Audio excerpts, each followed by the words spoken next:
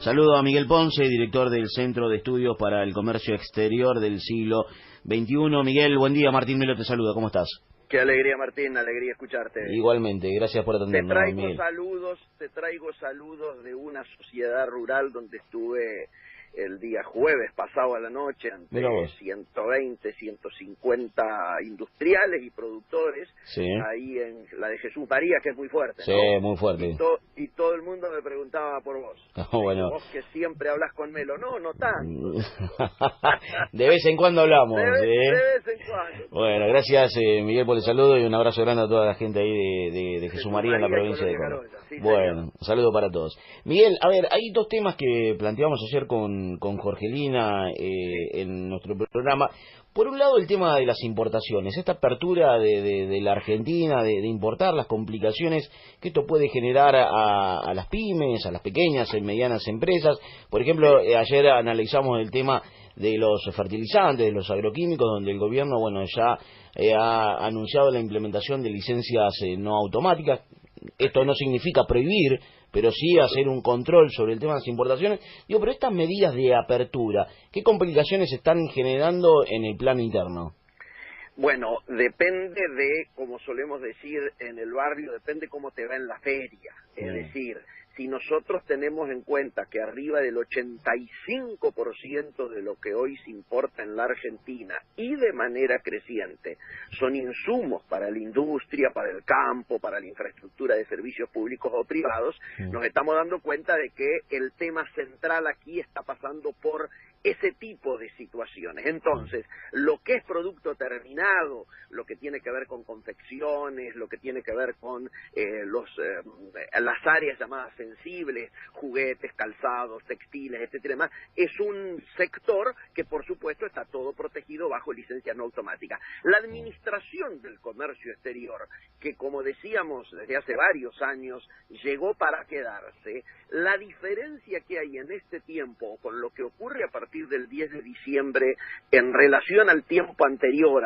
cuando estuvo regida por las declaraciones juradas anticipadas de importación, las famosas de JAI, lo que ha ocurrido es que ha variado la calidad, pero la Administración del Comercio Exterior se sigue haciendo como se sigue haciendo en cualquier lugar del mundo. No existe el libre comercio entendido a la vieja usanza en la cual nada se protegía, nada se cuidaba. Hoy en día el mundo está difícil, el mundo está vendedor y no comprador, por lo tanto la defensa de la producción nacional implica la defensa del trabajo nacional. Vos fíjate la importancia que tuvo Martín, que el primer debate entre Hillary y Trump, empieza ese primer debate hablando del comercio, del TPP, ¿no es cierto?, el Tratado Transpacífico, los puestos de trabajo que se han ido de los Estados Unidos, etcétera.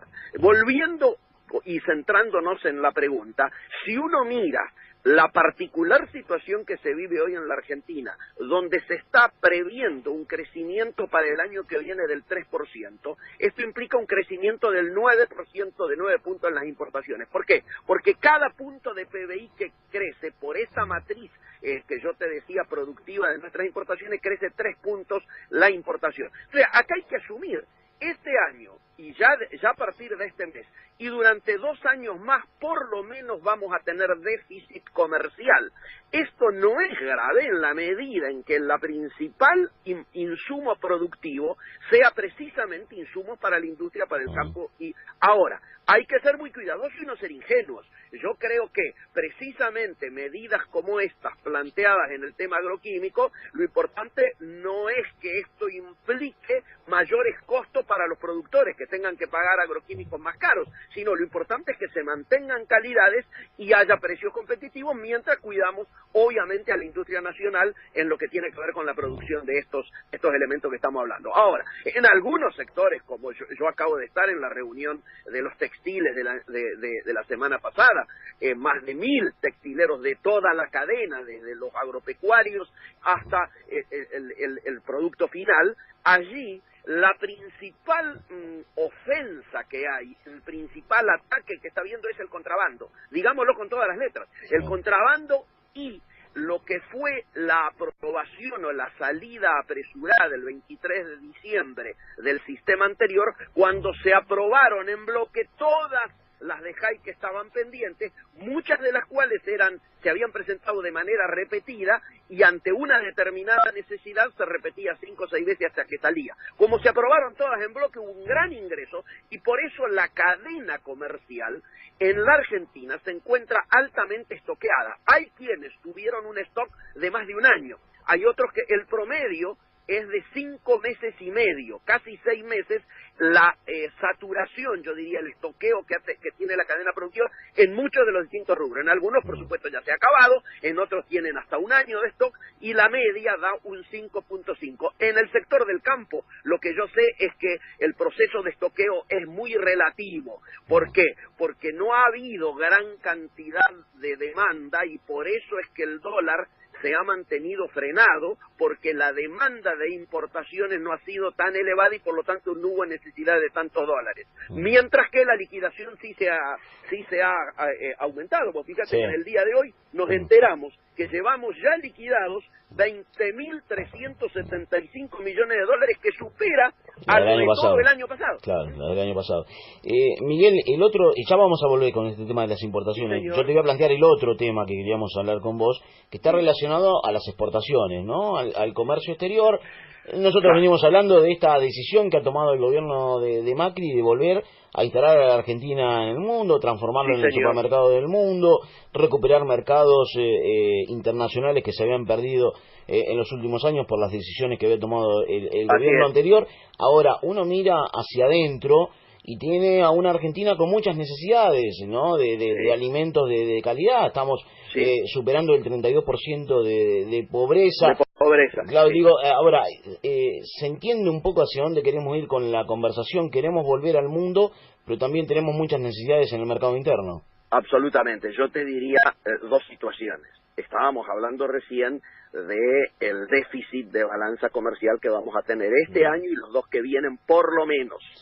¿Qué quiero decir? Que yo estoy mucho más preocupado por las exportaciones que por las importaciones. ¿Por qué estoy preocupado? Cuando muchos amigos vienen y me dicen, mirá, viste que volvieron a crecer las exportaciones, yo digo, a ver, miremos en detalle, porque lo que ha crecido son las importaciones primarizadas, y han caído las manufacturas de origen industrial, o sea, las exportaciones de la gran producción de las pymes nacionales, que lógicamente queremos que cada vez logren agregar más valor a lo primarizado. El modelo es la industria alimenticia, ¿no es cierto?, donde nosotros tenemos una cadena de valor bastante, con muchos eslabones, porque tenemos la materia prima, porque agregamos valor, porque hasta terminamos colocando nuestros productos alimenticios en 120 países del mundo. Ahora, ¿cómo se contrapone esto con esta situación de pobreza y las necesidades de consumo interno? Obviamente, nosotros ya dijimos en su momento que había habido un error en el eje de campaña de hablar de pobreza cero. En cambio, debió haberse dicho hambre cero, porque nosotros estamos en condiciones, y en un programa como este podemos decirlo con todas las letras, de generar alimentos para 300 o 400 millones de habitantes del mundo, es decir, 10 veces más de lo que se consume en el país. Por lo tanto, en Argentina el hambre es un crimen, y esto sí debiera ser planteado en términos sociales. Por eso es tan necesario equilibrar la balanza comercial, o sin equilibrar la balanza social, y si no diese esta posibilidad, va a haber que pensar en planes como el famoso Plan Alimentario Nacional, o que objetivamente la comida le llegue al conjunto de los argentinos. Me parece que estas dos preocupaciones no se contraponen, porque no hay que plantear que nuestra reactivación va a venir de la mano de las inversiones, olvidándonos del mercado interno, sino que lo correcto es no caer en esa contradicción y en cambio decir, mercado interno, más inversiones. Yo en eso tengo confianza, te digo por qué. Porque este año ya estamos en un año electoral, ya el año electoral ha empezado, entonces sin duda se le va a poner dinero en el bolsillo de los argentinos, porque objetivamente en términos electorales no se puede hacer otra cosa. El acuerdo político, económico y social que veníamos reclamando, yo había dicho que iba a ocurrir y se iba a anunciar después de la visita del presidente al Papa. Terminó ocurriendo eso y ya empezamos con un acuerdo que no es perfecto. A mí me preocupa un acuerdo corporativo solo entre representantes de trabajadores y representantes de empresarios, con el gobierno colocado solo como mediador. A mí me gustaría primero un acuerdo político, porque lo que necesitamos saber es la direccionalidad de hacia dónde se va. Hoy aparece la provincia de Buenos Aires reclamando la necesidad de conocer un plan industrial. Ayer se junta la Unión Industrial Argentina y los trabajadores y dicen, señores, necesitamos conocer el plan productivo, necesitamos controlar en conjunto la apertura comercial y necesitamos en definitiva poder encarar la agenda de la competitividad tal cual la vienen reclamando todas las pymes nacionales. Miguel, Jorgelina Trau te saluda, ¿cómo estás? ¿Qué tal, Jorgelina? Alegría escucharte. Igualmente. Bueno, vos sabés que me gustaría desarrollar un poquitito más el concepto que mencionaste, esto de la preocupación que tenés sobre las exportaciones, que han crecido las importaciones primarizadas, ¿dijiste? Las exportaciones primarizadas. Exportaciones primarizadas, pero contanos un poquito más cómo analizás esto. Bueno, yo analizo claramente porque obviamente el campo a nivel primario está competitivo, sin duda está competitivo, y por eso siguen aumentando las exportaciones y por eso el nivel de liquidación que está habiendo. Ahora, me preocupa que cada vez perdemos más competitividad en lo que son las producciones industriales. Es decir, en lugar de, ya que estamos en un programa vinculado al campo, en lugar de que salgan granos, tiene que salir aceite. En lugar de que salgan granos y aceites, tiene que salir producto terminado, de ser posible hasta empaquetado. Es decir, necesitamos agregarle valor y por lo tanto quitar el peso que hoy la primarización tiene sobre las exportaciones. Obviamente a todos nos alegra aumentar en monto y en precio, ¿no es cierto?, y en volumen y en precio, pero nos interesaría mucho más que pudiésemos agregar más trabajo argentino a esa materia prima y por lo tanto que las exportaciones de origen industrial, es decir,